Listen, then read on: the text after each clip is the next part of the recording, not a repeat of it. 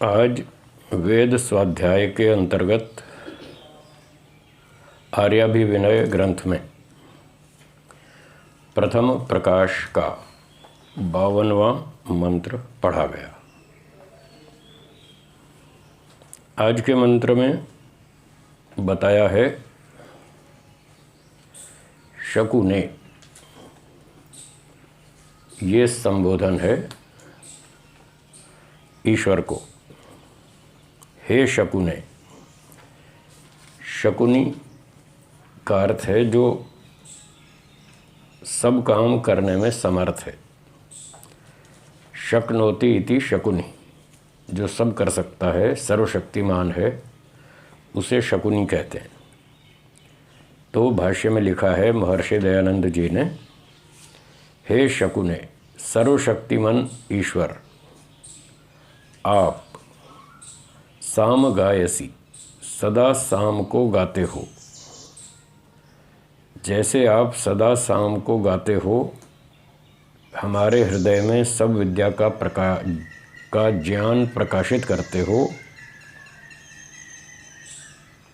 वैसे ही करते हो जैसे उद्गाता इव, जैसे यज्ञ में महापंडित उद्गाता जो सामवेद का विद्वान होता है, वो सामगान करता है, उत्तर दिशा में बैठता है और वो सामगान करता है। जैसे उद्गाता सामगान करता है, ऐसे ही आप हमारे हृदय में साम का गान करते हैं, साम आदि सब विद्याओं का उपदेश करते हैं।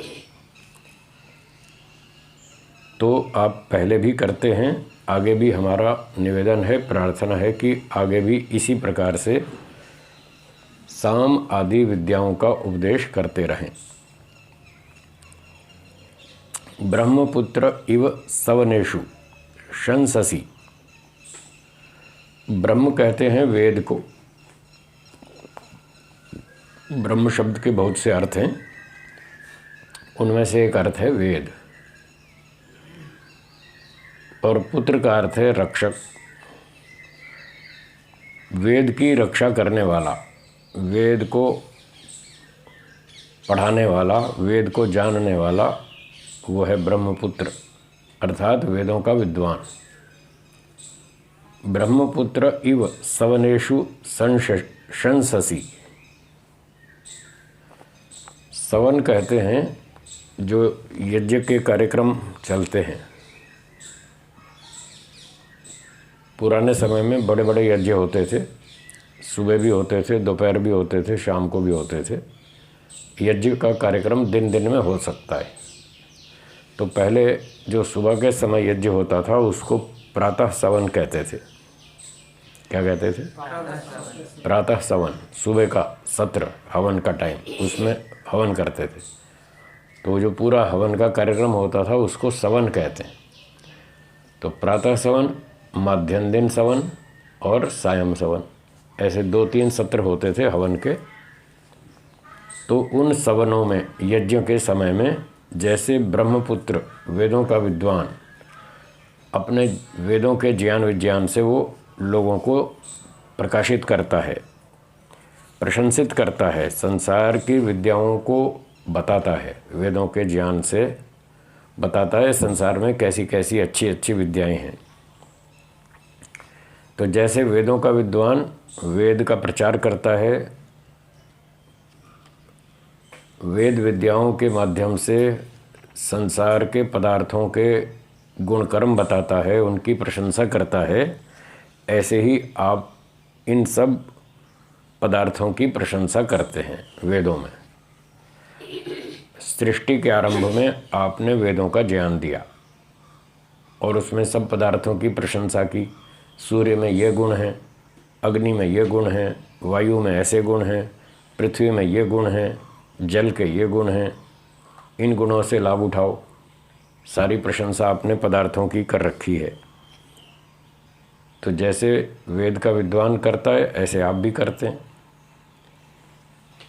अब यहाँ एक प्रश्न उठेगा कि पहले तो ईश्वर ने की प्रशंसा, विद्वान ने तो बाद में की, उसने तो बाद में पढ़ा वेद।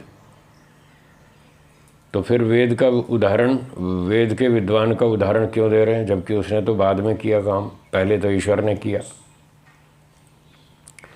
तो ऐसा कहना चाहिए था, जैसे आप वेदों में संसार के पदार्थों की प्रशंसा करते हैं, ऐसे वेदों का विद्वान भी करता है, ऐसे कहना चाहिए था। कोई व्यक्ति ऐसी शंका उठाएगा तो उसका उत्तर ये है कि जो उदाहरण होता है वो प्रत्यक्ष होता है। न्याय दर्शन का नियम है। क्या नियम है? उदाहरण प्रत्यक्ष होता है। उदाहरण उसी को कहते हैं जो सामने दिखता है, जिसको दोनों लोग जानते हैं, सुनने वाला भी और बोलने वाला भी, दोनों व्यक्ति एक जैसा स्वीकार करते हैं, उसको उदाहरण कहते हैं, और वो प्रत्यक्ष होता है। आप कहेंगे जैसे ही अग्नि गर्म होती है ऐसे सूर्य भी गर्म होता है। आप कहेंगे जैसी ये गाय होती है ऐसी ही जंगल में गाय होती है, नील गाय कहते हैं उसको। तो उदाहरण तो गाय का देंगे ना जो सामने दिख रही है, जिसको दोनों जानते हैं। तो ये नियम है, उदाहरण वही होता है जिसको दोनों लोग जानते हैं। तो अब ईश्वर को तो लोग जानते नहीं, वो तो विद्वान तो जानता है, सब लोग तो नहीं जानते। तो दो में से एक पक्ष जानता है, दूसरा नहीं जानता, इसलिए उसको उदाहरण नहीं बनाएंगे। वेद के विद्वान को दोनों जानते हैं, श्रोता भी और वक्ता भी। इस कारण से ये उदाहरण बनाया कि जैसे वेदों का विद्वान संसार के पदार्थों की प्रशंसा करता है, उनके गुणों बताता है, ऐसे ही आप भी बताते हो। अब ईश्वर को समझाने के लिए उदाहरण दिया वेद के विद्वान का, इसलिए ऐसा किया। फिर क्या कहते हैं? वृषेव वाजी, वाजी अन्न वाला, शक्ति वाला, सर्वशक्ति का सेवन करने और अन्न आदि पदार्थों के देने वाले तथा महाबलवान और वेगवान होने से आप वाजी हैं। ईश्वर के विषय में कह रहे हैं आप वाजी हैं। वाज का अर्थ निघंटु आदि में बल बताया है, अन्न बताया है। तो ईश्वर बहुत बलवान है, इसलिए उसके बहुत सारे नामों में एक नाम है वाजी। और अन्न आदि पदार्थ देता है ईश्वर, सब कुछ देता है हमको खाने पीने के लिए, अनाज, फल फूल, शाक सब्जी। तो वो अन्न भी देता है, बलवान भी है, इसलिए उसको वाजी कहते हैं। और ये जो बैल होता है ये भी वाजी है, इसमें भी बहुत ताकत होती है, बहुत शक्ति होती है। इससे लोग खेती करते हैं, पहले तो करते थे, अब ट्रैक्टर आ गया तो अब ट्रैक्टर से खेती होती है, बैलों से बहुत कम होती है, कहीं कहीं होती है। पर ट्रैक्टर तो बाद में बनाया ना, पहले तो ईश्वर ने बैल बनाया कि इससे खेती करो। तो इसलिए बैल का उदाहरण दे रहे हैं। जैसे बैल भी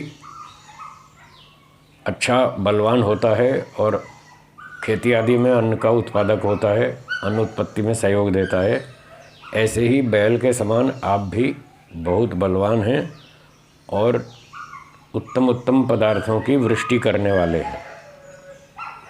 ईश्वर का एक नाम वृषभ ऐसा भी है, वृष भी है, वृषभ भी है। बैल को भी वृष या वृषभ कहते हैं। तो वो भी बैल के समान ईश्वर बहुत अन्न देता है, अच्छे अच्छे पदार्थ हमको देता है, उत्तम पदार्थों की वृष्टि करता है, इसलिए उसको वृष कहते हैं। वृष्टि करने वाला, बल, अन्न आदि उत्तम पदार्थों की वृष्टि करने वाला। तो भगवान ने इतनी बरसात कर रखी है, दुनिया भर के लोग खाना खाते हैं। 7-8 अरब मनुष्य हैं जो रोज़ खाना खाते हैं। एक व्यक्ति का भोजन 1 किलो पूरे दिन का माने तो कितने किलो हो गया? 8 अरब किलो। इतना अनाज ईश्वर डेली पैदा करता है, डेली, हर रोज़। सबको रोज़ खाना चाहिए ना। इसी धरती का है जी, है ये तो इसी धरती का है। केवल एक धरती की बात कर रहे हैं हम। और फिर ये तो मनुष्यों की बात है, और कितने प्राणी, हाथी भी तो है ना। हाथी तो कितना ज़्यादा खाता है, व्हेल मछली को देखो वो और ज़्यादा खाती है। तो हाथी, घोड़े, बैल, मनुष्य, पशु पक्षी, सब के लिए ईश्वर अन्न की वर्षा करता है, सबको भोजन देता है, इसलिए उसको वृष कहते हैं। तो आप भी बहुत बलवान हैं, अन्न बल वाले हैं और सब वृष्टि करते हैं। हम पर भी आपकी वृष्टि ऐसे ही चलती रहे, ये हमारी प्रार्थना है। फिर कहा शिशुमती है, हम लोग आपकी कृपा से उत्तम शिशु आदि संतान को प्राप्त करें, तो हमारा संसार ऐसे ही चलता रहे, मनुष्य लोग आगे आगे नस्ल को बढ़ाते रहें। मनुष्यों को सब प्रकार के साधन, संपत्ति, संतान आदि चाहिए, जिससे ये संसार की परंपरा चलती रहे। जिस जिस व्यक्ति को संसार के सुख भोगने हैं तो वो संसार चलाएगा, पढ़ेगा लिखेगा, विद्वान बनेगा, समाज सेवा भी करेगा, परोपकार भी करेगा, अपना घर भी चलाएगा, संतान प्राप्ति भी करेगा। सब जिसको ऐसा करना वो ऐसा करेगा। कोई कोई होगा जिसको मोक्ष की इच्छा हो जाएगी, जिसको मोक्ष की इच्छा होगी वो मोक्ष में चला जाएगा। वो तो करोड़ों में एक आधी होगा कोई, वहाँ कोई बहुत भीड़ तो लगती नहीं। इक्का दुक्का होगा वो चला जाएगा, बाकी संसार चलाते रहेंगे। तो इसलिए ये भी तो प्रार्थना करनी है कि हमको अच्छी अच्छी संतान भी दो, हम घर संसार का सुख भी वो प्राप्त करें। इस प्रकार से ये प्रार्थना है। अपीत्य, और आपको प्राप्त होके आपको ही भजें, भजें आपका भजन करें। भज सेवायाम धातु है, तो आपका भजन करें अर्थात आपकी सेवा करें, आपकी भक्ति करें। देशभक्ति का मतलब देश की सेवा करना, गुरु भक्ति का मतलब गुरु जी की सेवा करना, पितृभक्ति का मतलब पिताजी की सेवा करना, मातृभक्ति का मतलब माता जी की सेवा करना, और ईश्वर भक्ति का मतलब ईश्वर की सेवा करो। ईश्वर के हाथ पैर दबाएंगे? हाथ पैर तो है नहीं, फिर सेवा कैसे करेंगे? ईश्वर का कोई हाथ पैर नहीं, कोई शरीर नहीं, कभी वो अवतार नहीं लेता, कभी शरीर धारण नहीं करता, फिर ईश्वर की सेवा कैसे करेंगे? सेवा का अर्थ है आज्ञा पालन करना। क्या अर्थ है? आज्ञा पालन करना। संस्कार विधि में महर्षि दयानंद जी ने लिखा है, उसकी भक्ति विशेष करें, अर्थात उसी की आज्ञा पालन में तत्पर रहें। उन्होंने भक्ति का अर्थ खोल दिया, भगवान की सेवा करें अर्थात उसकी आज्ञा पालन करें। यही उसकी सेवा है, यही उसकी भक्ति है। अब एक पिताजी ने अपने बेटे से कहा, बेटा मैं धूप से आ रहा हूँ, गर्मी से आ रहा हूँ, थोड़ी मैं पंखे की हवा खा लूँ, मेरे लिए एक गिलास पानी ले आओ। अब वो बेटा जो था वो पानी तो लावे नहीं, सेवा तो करे नहीं, और कहे नहीं पिताजी मैं तो आपका भगत हूँ। मैं कैसे भगत हूँ, मेरी सेवा तो करते नहीं, पानी मैंने मांगा तो पानी तो दे नहीं रहे, फिर सेवा काहेगी, भक्ति काहेगी? बोला मैं आपका नाम रटता हूँ रोज़। पिताजी का नाम था रामलाल, तो वो अपना बैठ गया रटने के लिए, रामलाल रामलाल रामलाल रामलाल। तो उन्होंने कहा ये कौन सी भक्ति है भाई, नाम तो रट्टा मारते और सेवा तो करते नहीं, फिर ये काहे की भक्ति? इससे तो कोई फ़ायदा नहीं है, ना मुझे फ़ायदा है ना तुम्हें फ़ायदा है। तो मेरी भक्ति करनी है तो जो मैं कहता हूँ मेरी सेवा करो, मेरी आज्ञा का पालन करो, जिससे मुझे लाभ हो, और मुझे लाभ होगा तो फिर मैं तुम्हें आशीर्वाद भी दूंगा, फिर उससे तुमको भी लाभ होगा। तो भक्ति का अर्थ है आज्ञा पालन करना। ईश्वर भक्ति करें, हम आपका ही भजन करें, आपकी सेवा करें, आपके आदेश निर्देश का पालन करें, ऐसा हम प्रार्थना कर रहे हैं। फिर कहते हैं आ सर्वतो न शकुने, फिर आया शकुने। हे शकुने, सर्व सामर्थ्यवान ईश्वर, सर्वतः सब ठिकानों से न हमारे लिए भद्रम आवद, भद्रम अच्छा अच्छा, कल्याण आवद कहिए, सब जगह से हमको कल्याण की बात सुनाइए, अच्छी अच्छी बात सुनाइए, खराब बात हम कभी सुने भी नहीं। अर्थात कल्याण की ही आज्ञा और कथन करें, जिससे अकल्याण की बात भी कभी हम न सुने।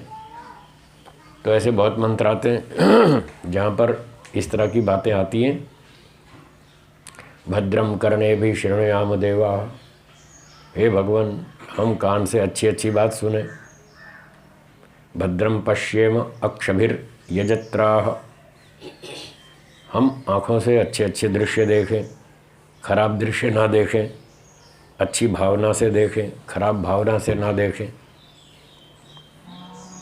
तो ऐसे ही इस मंत्र में भी कह रहे हैं भद्रम आवद, आप हमारे लिए कल्याण का ही उपदेश करें, अच्छी अच्छी बात हमको बताएं, सिखाएं, और हम वही अच्छे काम करें गलत काम नहीं करें जिससे हमको दंड ना भोगना पड़े, कठोर वचन दंड के रूप में ना सुनना पड़े, और अन्य कोई शारीरिक रोग आदि इस तरह के दंड भी ना भोगने पड़े, पशु पक्षी योनियों में जाकर दुख ना भोगना पड़े।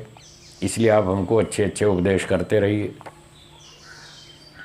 तो ईश्वर ने वेदों में बहुत सारे उपदेश कर रखे हैं। उद्यानम ते पुरुष न अवयानम, हे मनुष्य तुम्हें ऊपर उठना चाहिए, अवयानम न, नीचे नहीं गिरना चाहिए, उद्यानम ऊपर जाना चाहिए, उन्नति करनी चाहिए, पतन को प्राप्त नहीं होना चाहिए। इस तरह से ईश्वर ने अच्छे अच्छे उपदेश कर रखे हैं। बस वही हम अपना पाठ दोहरा रहे हैं कि पहले भी आपने वेदों में बहुत अच्छे उपदेश कर रखे हैं, और अब भी दिन भर में हम जो काम करते हैं हमको तत्काल सावधान करते रहिए, हम गलत काम ना करें, अच्छे काम करें जिससे हमको आप सुख देवें और हम दुखी ना हों। इस प्रकार से ये प्रार्थना है। विश्वतो न शकुने पुण्यम आवद, हे भगवान सब प्रकार से, सब स्थानों से, सब ओर से आप हमको पुण्य करने का उपदेश दीजिए। पुण्य जो धर्मात्मा लोग अच्छे काम करते हैं, यज्ञ करना, संध्या करना, परोपकार करना, दान देना, सेवा करना, अनुशासन में रहना, शाकाहारी भोजन खाना, समय पर खाना, अपने अनुकूल खाना, मात्रा से अधिक नहीं खाना, व्यायाम करना, तो इस तरह से पुण्य कर्मों का उपदेश आप हमें सदा करते रहिए, और हम आपकी न्याय व्यवस्था को समझकर ठीक ठीक अच्छे अच्छे काम करते रहें और गलत काम ना करें। तो आपके इन अच्छे पुण्य कर्मों के उपदेश से कोई मनुष्य अधर्म करने की इच्छा भी ना करे, और सब ठिकाने में सत्य धर्म की प्रवृत्ति हो। सब ठिकाने में, सब जगह सब लोग अच्छे काम करें, सत्य का पालन करें, धर्म का आचरण करें, ऐसी हमारी आपसे प्रार्थना है।